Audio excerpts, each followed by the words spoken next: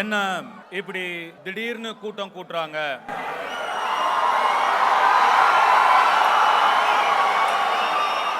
கேக்குறாங்க. நம்ம ஏற்கனவே 2019லயே இந்த மாதிரி வெற்றிகரமா ஒரு ரத்த தானம் பண்ணி முடிச்சிருக்கோம். ஆனா இப்ப ஏன் திடீர்னு கூட்டம் கூட்டுறாங்கன்னு கேக்குறாங்கன்னு தெரியல. இது என்ன திடீர்னு கூடின கூட்டமா?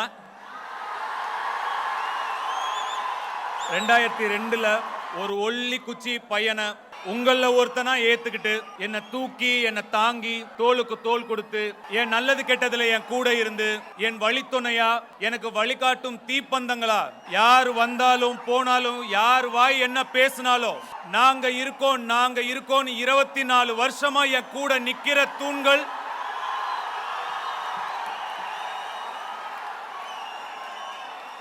கூட்டம் இல்ல, என் குடும்பம்,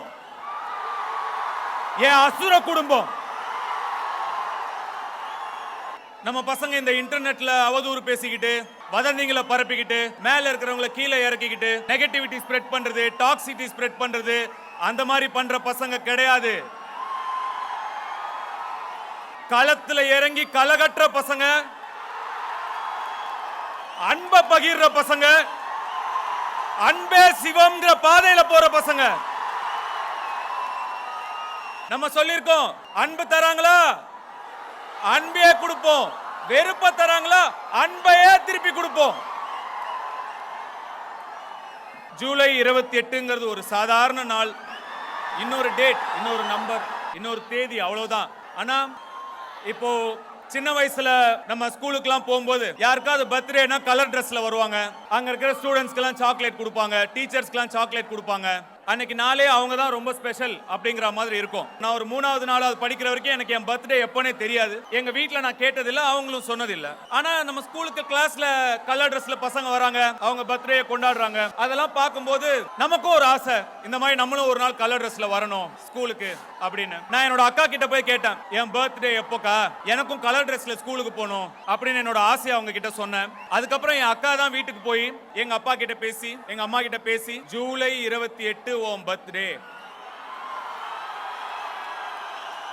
அப்பெல்லாம் பாத்தீங்கன்னா நமக்கு தீபாவளி பொங்கலுக்கு தான் இந்த புது ட்ரெஸ் எல்லாம் எடுப்பாங்க. சோ என் அக்கா எப்படியோ என் அம்மா கிட்ட அப்பா கிட்ட எல்லாம் பேசி ஒரு கலர் ட்ரெஸ் எடுத்து கொடுத்தாங்க. அந்த கலர் ட்ரெஸ் போட்டுக்கிட்டு அப்பெல்லாம் இந்த ஆசை சாக்லேட்னு ஒன்று வரும், 25 பைசா ஒரு சாக்லேட். அதை அவங்க சேர்த்து வச்ச காசெல்லாம் போட்டு அந்த சாக்லேட்டை வாங்கி கொடுத்து என்ன கலர் ட்ரெஸ்ல ஸ்கூலுக்கு அனுப்புனாங்க. நான் கலர் ட்ரெஸ் போட்டு முதல்ல ஸ்கூலுக்கு போனேன். என் ஃப்ரெண்ட்ஸுக்கு எல்லாம் சாக்லேட் கொடுத்தேன், என் டீச்சர்ஸ்க்குலாம் சாக்லேட் கொடுத்தேன். அந்த ஒரு நாள் நான் தான் ஸ்பெஷலா இருந்தேன் அன்னைக்கு ஃபுல்லா. அந்த சந்தோஷத்தை என்னால மறக்கவே முடியாது. அதுக்கப்புறம் அப்படியே நாட்கள் போக போக போக எனக்கு பெருசா பர்த்டேல எல்லாம் ஈடுபாடு இல்லாம போயிருச்சு. என் பர்த்டே நான் கொண்டாட அன்னைக்கு அவ்வளோ பெரிய ஒரு விஷயமா இருந்தது. இன்னைக்கு என் பர்த்டே நீங்கெல்லாம் சேர்ந்து இவ்வளோ பெருசா கொண்டாடுறீங்கிறத பார்க்கும்போது, உங்க பர்த்டே அன்னைக்கு கூட உங்க முகத்துல இவ்வளவு சந்தோஷம் இருக்குமான்னு எனக்கு தெரியல. நான் என்ன புண்ணியம் பண்ணியிருக்கேன், நான் என்ன கைமாறு பண்ண போறேன் எனக்கு சத்தியமா தெரியல. நன்றிங்கிற ஒரு வார்த்தையை தவிர என்னால உங்களுக்கு எதுவும் பெருசா பண்ணிட முடியுமான்னு எனக்கு தெரியல.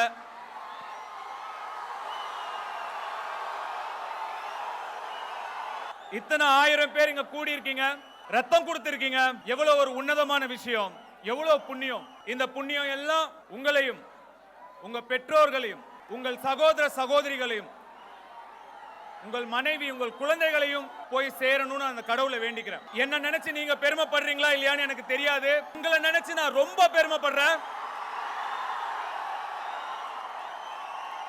My rowdy babies, I love you. I am so proud of you. உங்களுக்குலாம் ஒரு அட்வைஸ் சொல்லணும்னு தோணுது, சொல்லலாமா? கேப்பீங்களா? எனக்கு அந்த உரிமை இருக்கா? நம்ம வாழ்க்கையில நிறைய பிரச்சனை வரும், நிறைய நல்லது கெட்டது வரும். நல்லவங்க யாரு, கெட்டவங்க யாரு, எதிரி யாரு, முதுகுல குத்துறவங்க யாரு தெரியாது. நிறைய மன உளைச்சல் வரும், அன்றாட வாழ்க்கையே மன குழப்பமா இருக்கும். இஎம்ஐ கட்டுறதுல இருந்து பசங்களுக்கு ஸ்கூல் ஃபீஸ் கட்டுற வரைக்கும் எவ்வளவோ பிரச்சனைகள். இந்த பிரச்சனைகள் எல்லாம் எப்படி சமாளிக்கிறது? ஒன்னு மன வலிமை, மனதிடம், இன்னொன்னு உடல் ஆரோக்கியம். உடல் ஆரோக்கியத்துக்கு என்ன பண்ணணும்? ஒர்க் அவுட் பண்ணுங்க, டயட்டா சாப்பிடுங்க, பத்தியமா சாப்பிடுங்க, ஜிம்முக்கு போங்க, போக முடியாதவங்க வாக்கிங் போங்க. இல்லையா சும்மா ஒரு இடத்துல உட்காராதீங்க. வீட்டில் இருக்கிற எல்லா வேலையும் இழுத்து போட்டு செய்யுங்க. அதுவே பெரிய ஒர்க் அவுட் தான். உங்க பசங்களுக்கும் அதையே சொல்லி கொடுங்க. சின்னதுல இருந்தே ட்ரெயின் பண்ணுங்க. வீட்டு சாப்பாடு சாப்பிட வைங்க. ஜங்க் ஃபுட், ஃபாஸ்ட் ஃபுட்ஸ் எல்லாம் சாப்பிட என்கரேஜ் பண்ணாதீங்க. அது எல்லாத்தோட ரொம்ப முக்கியம். நீங்க ஃப்ரீயா இருக்கணுங்கிறதுக்காக குழந்தைங்க கையில மொபைலையோ ஐபேடையோ கொடுக்காதீங்க.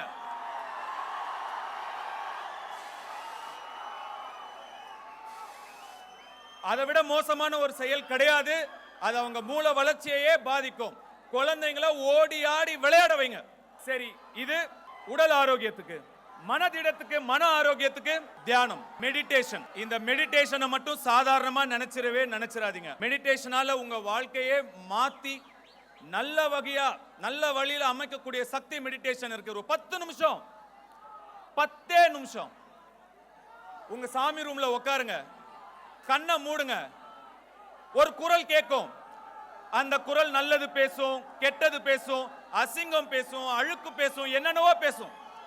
பேசட்டும், பேச விடுங்க. அதை கண்ட்ரோல் பண்ணாதீங்க. ஒரு சில நாட்கள்ல, இல்ல ஒரு சில வாரங்கள்ல, இல்ல சில மாதங்கள்ல அந்த குரல் பேசி டயர்டாய் ஓஞ்சிடும். அது ஓஞ்சதுக்கு அப்புறம் ஒரு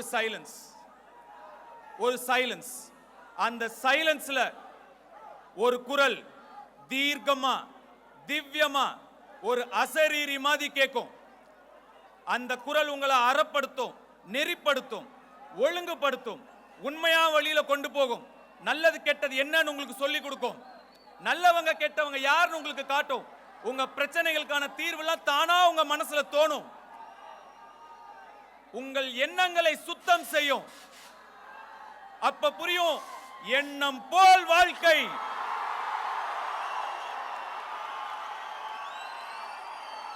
எண்ணம் போல் தான் வாழ்க்கை. அந்த குரல் உங்ககிட்ட சொல்லும். அந்த குரல் தான் கடவுள். அந்த குரலை முதல்ல கேட்க பழகிக்கங்க. இத ஒரு ஹாபிட்டா மாத்துங்க.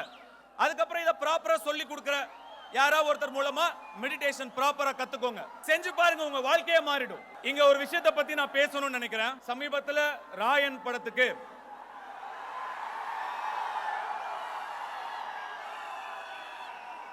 படத்துக்கு தேசிய விருது கிடைச்சது. அந்த வருஷம் அந்த படத்தை விட தகுதியான பல படங்கள் நிச்சயமா இருக்கு.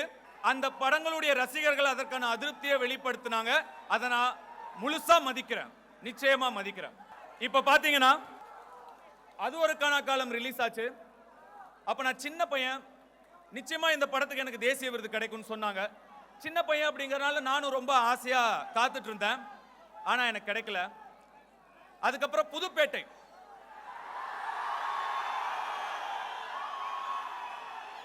புதுப்பேட்டைக்கு கண்டிப்பா தேசிய விருது கிடைக்கும் அப்படின்னு எல்லாரும் சொன்னாங்க. நீங்களும் சொன்னீங்க.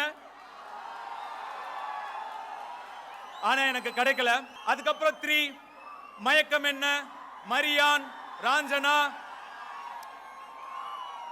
வட சென்னை,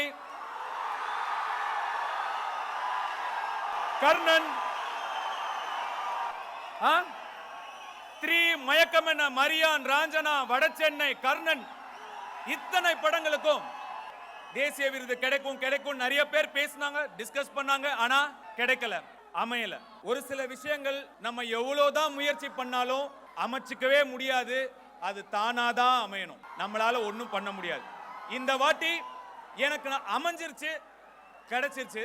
அந்த படம் எப்படியோ, ஆனா அந்த படத்துக்கான எங்களுடைய உழைப்பு, உண்மையான உழைப்பு. ஒரு தமிழனா எனக்கு இன்னும் 2 தேசிய விருது கிடைச்சிருக்கு.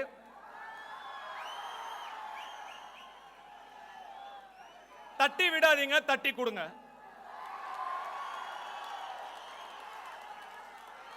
ஆனா பாருங்க, ஏன்டா இந்த படத்துக்கெல்லாம் தேசிய விருது கிடைச்சுன்னு பேசுற இத்தனை பேர்ல ஒரு 10% கூட இத்தனை படங்களா இவனுக்கு ஏன் தேசிய விருது கிடைக்கலன்னு பேசவே இல்லை.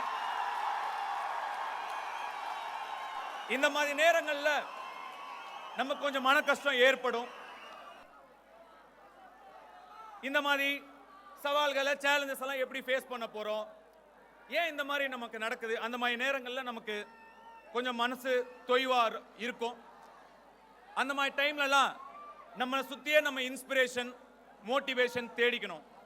இப்போ நம்மளுக்கெல்லாம் நம்ம வீட்லேயே இன்ஸ்பிரேஷன் இருக்கு. இப்போ லிங்கா சின்ன வயசு இருக்கும்போது அவர் கூட உட்காந்து நான் வீடியோ கேம் விளையாடுவேன்.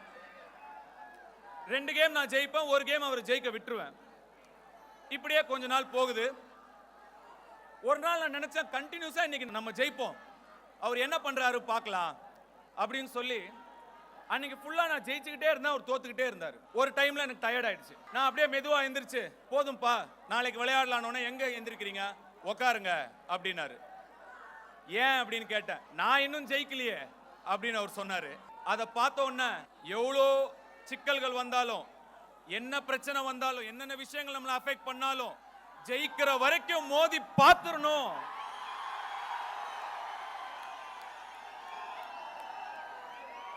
அப்படின்னு அவர்கிட்ட இருந்து நான் இன்ஸ்பிரேஷன் எடுத்துக்கிட்டேன். நம்ம தல அஜித் சார் சொன்ன மாதிரி தான்,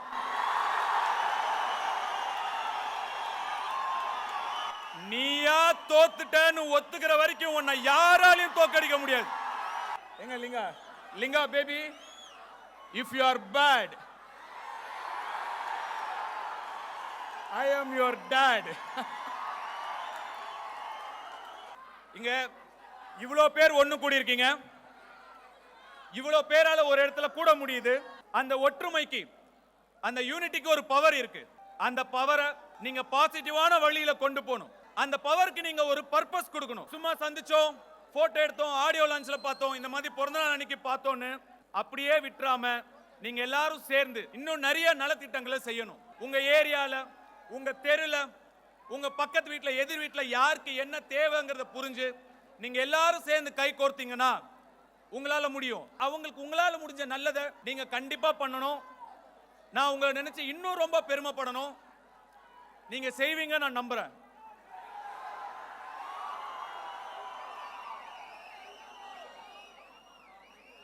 இவ்வளவு பேர், இத்தனை குடும்பம் இங்க வந்திருக்கீங்க.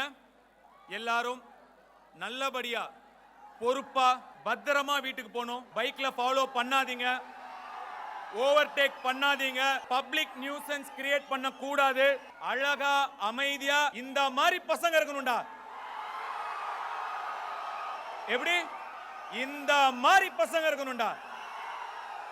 அப்படி ஒரு பேரை எனக்கு வாங்கி கொடுத்துட்டு பத்திரமா நல்லபடியா உங்க வீட்டுக்கு போங்க, உங்க குடும்பத்தை போய் சேருங்க.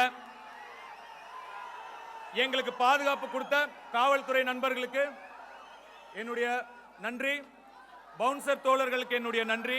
இந்த விழா இவ்வளவு சிறப்பா நடக்கணுங்கிறதுக்காக இரவு பகலா வேலை செஞ்ச அத்தனை உள்ளங்களுக்கும் நன்றி. இங்க காலேஜ்ல இடம் கொடுத்த ஐசரி கணேஷ் சாருக்கு என்னுடைய நன்றி. உங்க சப்போர்ட் இல்லாம இது நடந்திருக்காது சார், ரொம்ப ரொம்ப நன்றி. அவருக்கு உங்களுடைய ஒரு கிளாப்ஸ்.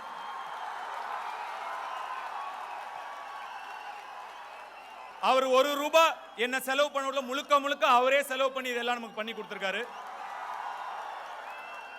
இங்க வேலை செஞ்ச டாக்டர்ஸ், நர்சஸ் எல்லாருக்கும் என்னுடைய நன்றி. குறிப்பா என்னுடைய கண்மணி ராஜா, சுப்பிரமணியம், சிவா அவர்களுக்கு என்னுடைய மனமார்ந்த நன்றி. உங்களுக்கெல்லாம் நன்றி சொல்லணுமா? உங்களுக்கு